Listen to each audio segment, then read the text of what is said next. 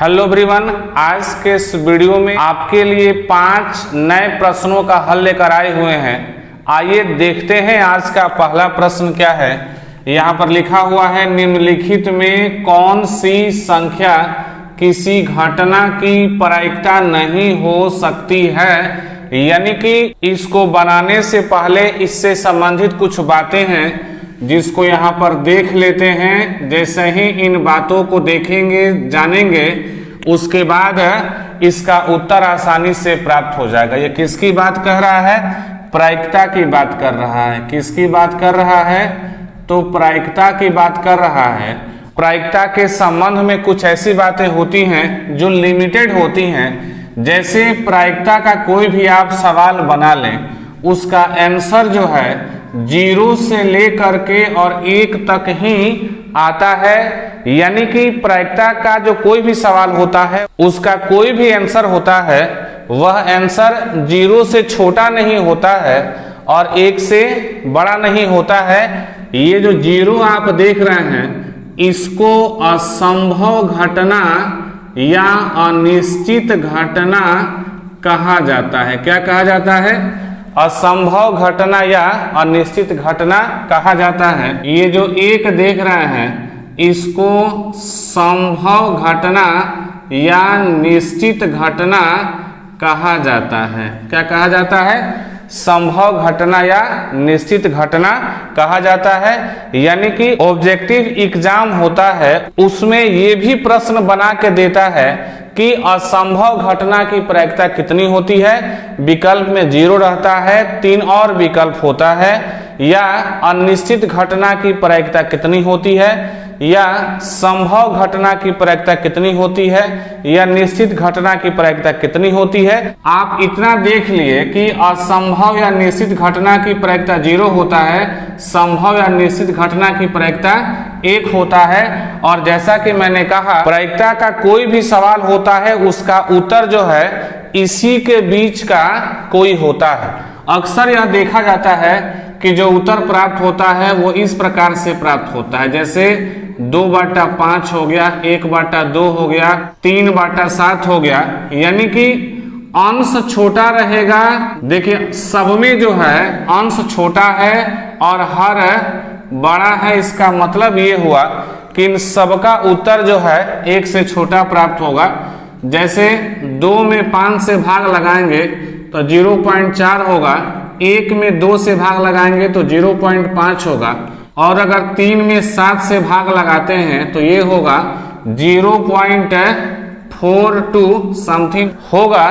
तो आगे देखते हैं कि अगर मान लीजिए कि किसी प्रश्न का उत्तर आ गया माइनस में, जैसे -5, -8, -11, -15, इस प्रकार का उत्तर अगर आ रहा है तो समझिए कि यह प्रायिकता का उत्तर नहीं हो सकता है। या अगर आपके सामने आने लगे 10, 15, 7, 4, इस प्रकार से अगर उत्तर आने लगे, आप देख रहे हैं ये जो भी संख्या है ये 1 से बड़ा है और ये क्या है 0 से छोटा है। और जैसा कि नियम कहता है प्रायिकता का उत्तर जो है 0 से लेकर के 1 तक या उसके बीच में ही हो सकता है।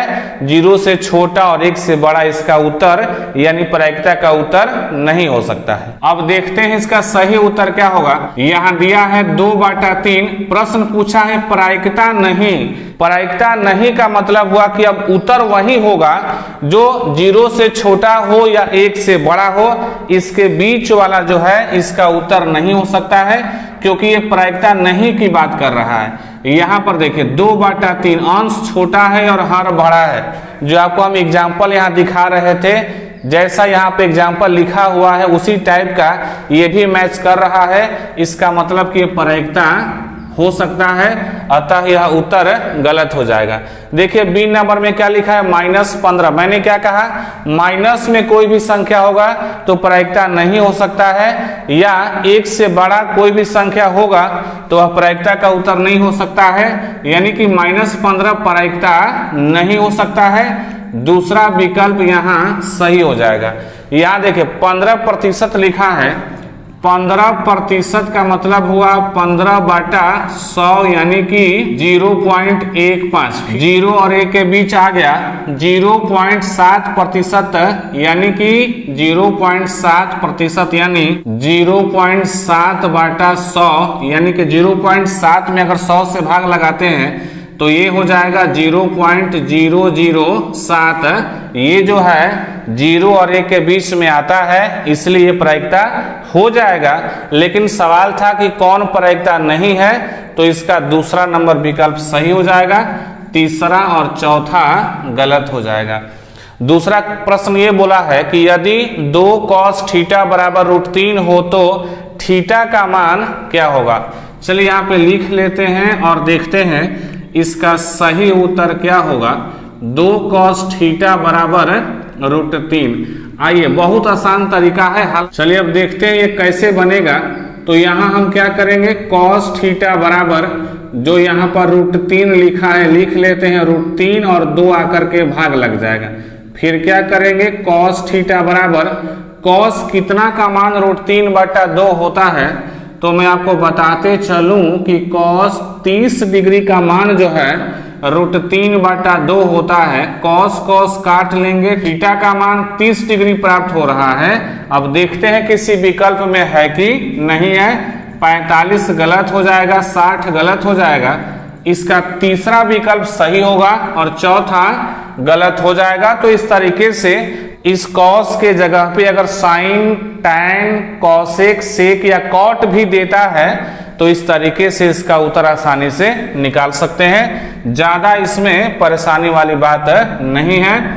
तीसरा नंबर लिखा हुआ है यदि sin थीटा बराबर 3/5 हो तो cos थीटा का मान क्या होगा। तो यहाँ पर लिखा है sin थीटा बराबर 3/5, इसी को हम यहाँ पर उतार दिए हैं। अब देखिए बनाते कैसे हैं। तो यहाँ पर क्या करेंगे, sin थीटा बराबर 3/5 यानी कि sin थीटा बराबर फॉर्मूला होता है लंब बाटा कर्ण, इसको शॉर्ट में लिख लिए हैं।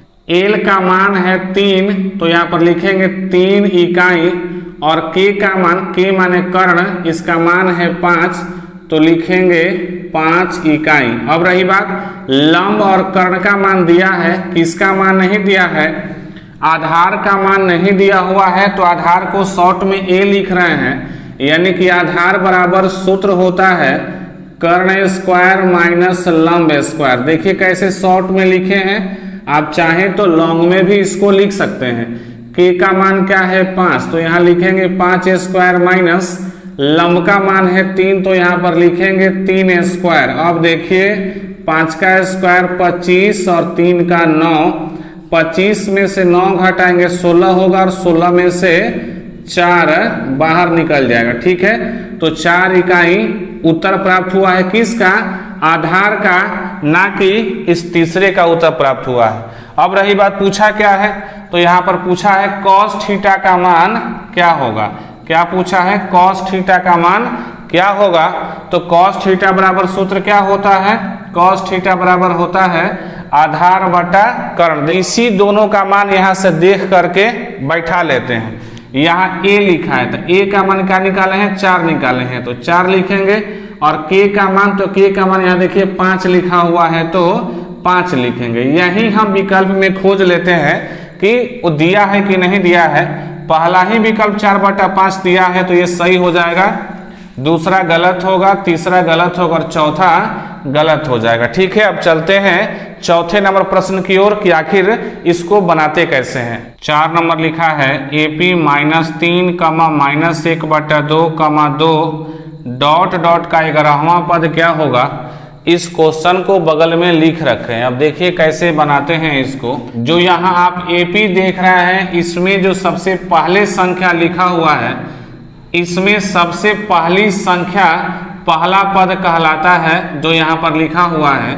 तो A जो है प्रथम पद है, यहाँ पर लिखेंगे -3। अब लिखेंगे D बराबर, तो D बराबर क्या होता है, दूसरे पद में से पहले पद को घटा लेते हैं। तो दूसरा पद है -1/2, और माइनस किसको घटाना है, तो पहले पद को घटाना है। यहाँ ब्रैकेट लगा करके यहाँ पर आसानी से लिख लेंगे। ठीक है, माइनस को देख करके डरना नहीं है कि माइनस की संख्या ज्यादा है, अब ये नहीं बनेगा, तो माइनस से डरने की कोई जरूरत नहीं है। यहाँ लिखा है -1/2, माइनस माइनस प्लस होता है, तो यहाँ पर लिख लेंगे +3।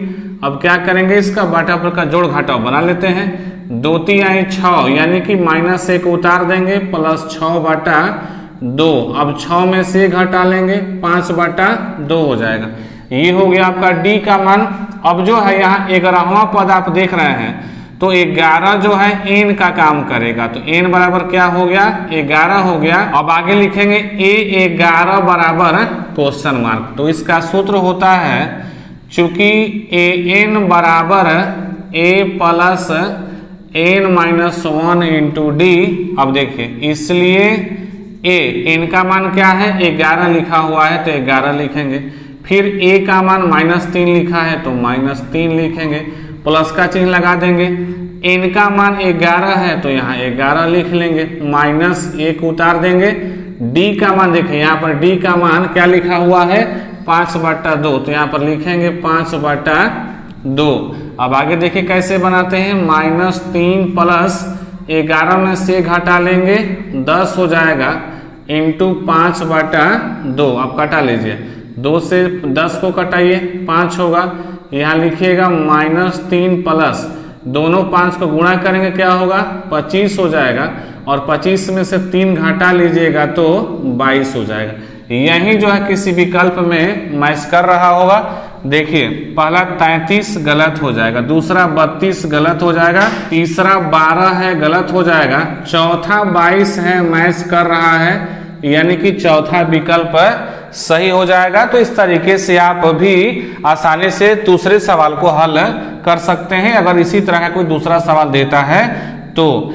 5वां नंबर दिया है, यदि 3, 4, 5, 17 और x का माध्य 6 हो तो x का मान क्या होगा। अब देखते हैं कि x का मान क्या होगा। चौथा नंबर है, 5वां नंबर है, तो इसका सूत्र होता है माध्य बराबर सिग्मा x/n। अब अंश में क्या लिखते हैं, तो जितनी संख्याएं आप यहाँ देख रहे हैं सबको प्लस करके लिख देना है। यहाँ 3 लिखा है, तो 3 लिखेंगे, प्लस 4 के बाद लिखा है 5 प्लस 17 प्लस x बटा के नीचे क्या लिखा जाता है, इसको गिनिए, 1 2 3 4 5 है, तो नीचे 5 लिखेंगे। ये माध्य का संक्षेपण है, तो माध्य का मान देखिए यहाँ पर दिया है 6 दिया है, उसी 6 को आप यहाँ लिख सकते हैं। अब चलिए 6 बराबर, इसको जोड़िए, 3 4 7 5 12 और 17 कितना होता है, 29 होता है, प्लस x/5। अब देखिए 5 और 6 को गुणा करेंगे तो क्या होगा, 30 बराबर 29 प्लस x। अब देखिए क्या करेंगे, तो 30, ये जो 29 प्लस में है इस पक्ष में आवेगा तो -29 बराबर x, यानी x बराबर क्या हो जाएगा, 30 में से 29 घटाते हैं 1 हो जाएगा, यानी कि x का मान क्या मिला, 1 मिला हुआ है। यही जो है किसी विकल्प में मैच करता होगा। देख लीजिए, पहला विकल्प 0 है, गलत हो जाएगा, दूसरा 4 है, गलत, तीसरा विकल्प मैच कर रहा है, चौथा 2 है तो गलत हो जाएगा। तो ये है 5 क्वेश्चन का हल। अब इसी तरीके से अगर आपके किताब में या कहीं पढ़ते भी हैं तो क्वेश्चन आता है तो हल करके और चेक कर सकते हैं कि क्या ये बनाया हुआ तरीका या जिस तरीके से बनाया जा रहा है आपको आ रहा है कि नहीं, या अन्य किताब में जो सवाल दिया है इस माध्यम से बनाते हैं तो मैच कर रहा है कि नहीं। तो ये थी आज के 5 नए प्रश्नों का हल। तो अब आपसे मिलेंगे हम अगले वीडियो में इसी तरह के नए 5 प्रश्न और उसके हल के साथ।